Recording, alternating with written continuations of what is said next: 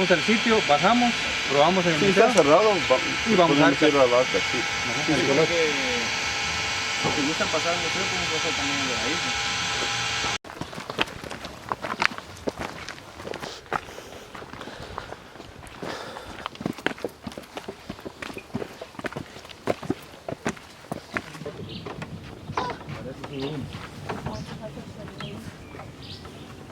Grande. Grande. ¿Sí? ¿Sí? Está bueno.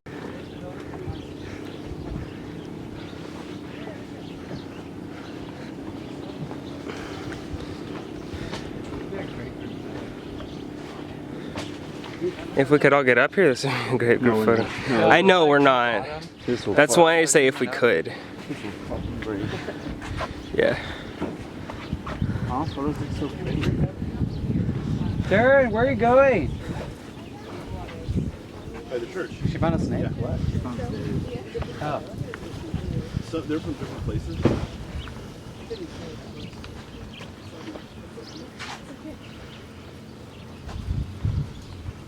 There's no masonry on this pyramid left.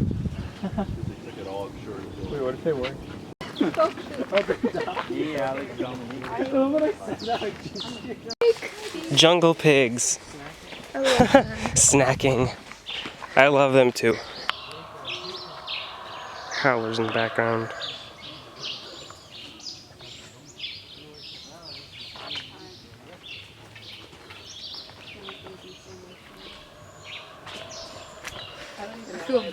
Moisturized. Oh, I'm not sure about that one. Is that the word?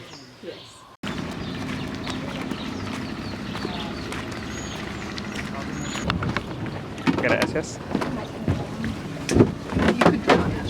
I know how to swim. Unlike you losers. I don't swim too, huh?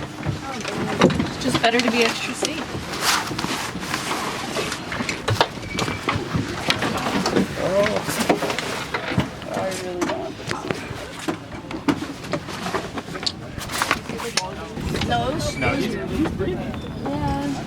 Oh no, yeah, the frog's still I there. don't know if he's happy. Yeah.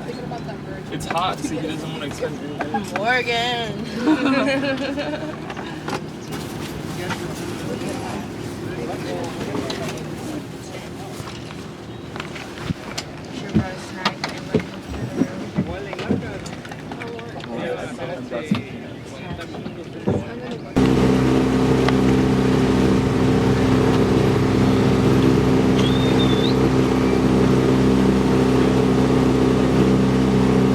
Todos van a querer. Todos regresando.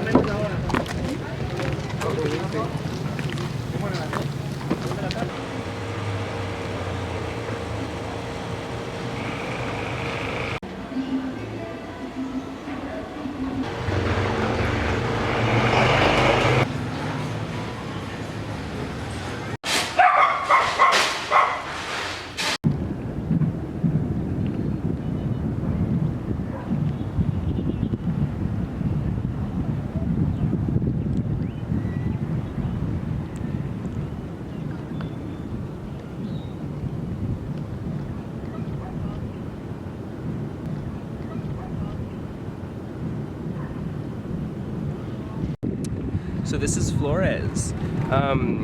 It's currently Thursday afternoon, and my first time here in Flores was Sunday evening. We spent the night here after flying from Guatemala City to Flores, and my first impressions of the city were very interesting because it reminds me a lot of the Texas coast here, even though this is a lake and not the ocean, and it's a Spanish-speaking country, Latin America, but something about the humidity in the air just felt very comforting and homey. But yeah, first time here was Sunday, it's now Thursday. This is an unplanned thing. We were not supposed to be here, but 3 people in our group got sick in my study abroad group, and now we're back in Flores because they needed to go to the doctor, and we didn't want to split up and one group go to Belize like we were supposed to and one group come back to Guatemala. Ugh.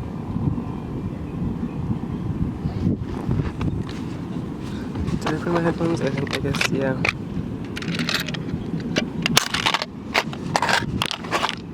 This morning we went to Tayasal, and Dr. Stewart, who is an epigrapher, that's his specialty, but he knows so much more about Maya sites. He talked about so many things that interested me. The name of the site, Itza, that's the original name at least, literally translates to the people of Itza or Itza people. Also, most scholars don't think of the site as being very important, but in reality it had a lot of ties to Tikal and other sites that were huge in the Maya world. So it really is an important site. But not very much research has been done, not many excavations have been done. None of the pyramids there were restored or excavated in any capacity that we could tell. The main thing there is the lookout, which is a gorgeous view, but it does not do any historical justice to the site at all. Also, Itza might sound familiar because of the site in the northern Yucatan called Chichen Itza, which means the well of the Itza, or Itza well, and that is because of the cenote there that was used for ritual offerings. But the people of Itza moved around quite a bit. So in the post-classic period, around like after 900, before like 1200, at some point, the people of Itza moved down here to the lake, to Lake Petén Itza.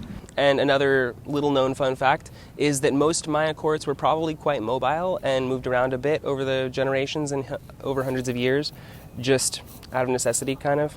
Also, islands and lakes are foundational places of mythology just in Central America in general. Like, there used to be an island in Lake Atitlan that is now a submerged Maya site that has huge importance, that would have been seen as having huge importance. And also Mexico City and Tenochtitlan was founded on an island in the middle of a lake, Lake Texcoco. That was the Aztec capital.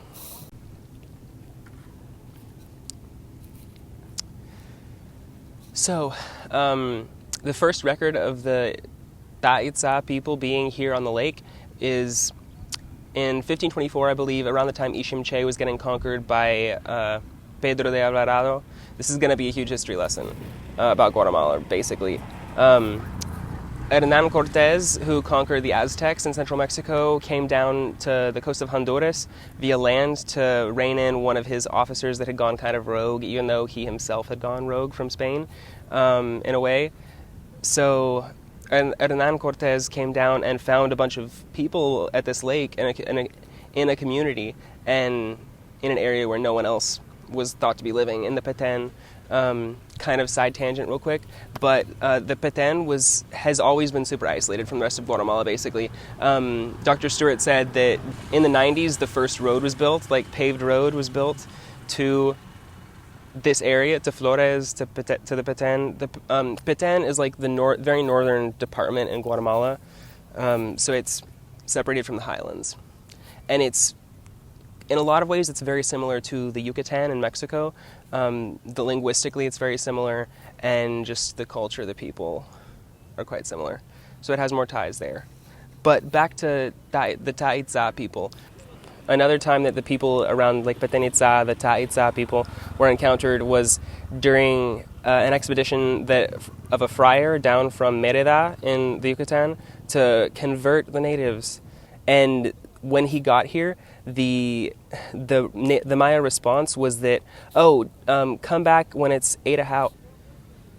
So a Spanish friar sent an expedition down here to contact the Itza people and try to convert them to Catholicism, of course. The Maya response was, come back on Katun 8:00, which was a period ending in the Maya calendar. So one of the components of the Maya calendar is a 20-year period called a Katun.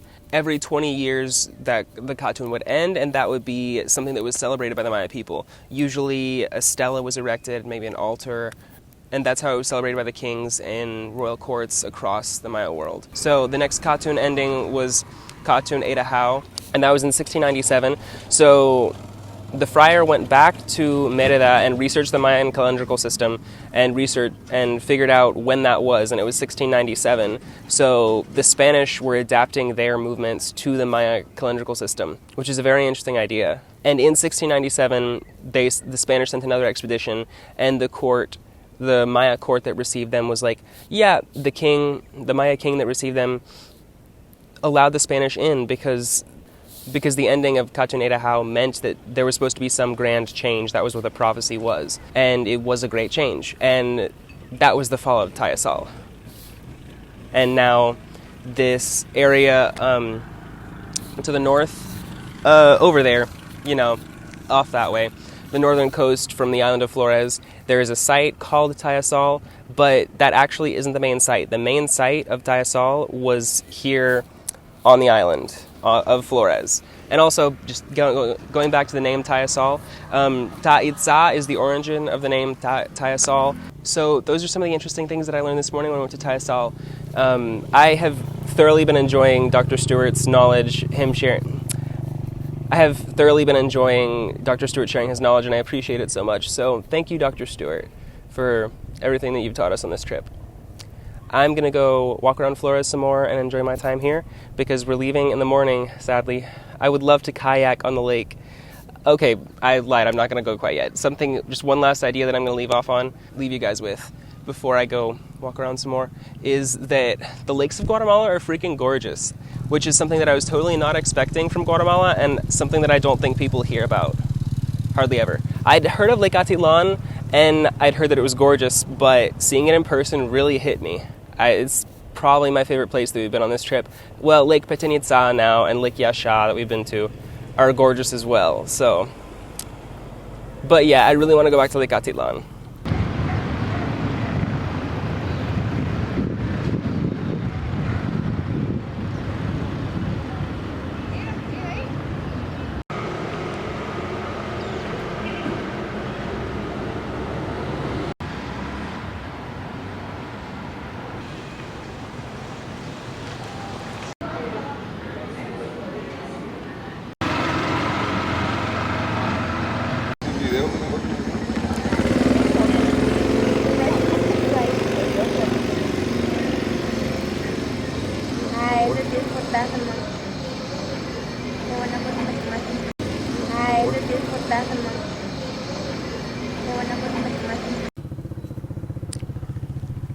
Earlier a boat went by and the people waved at me and a lady smiled and I stuck my tongue out at them, and yeah, that totally happened.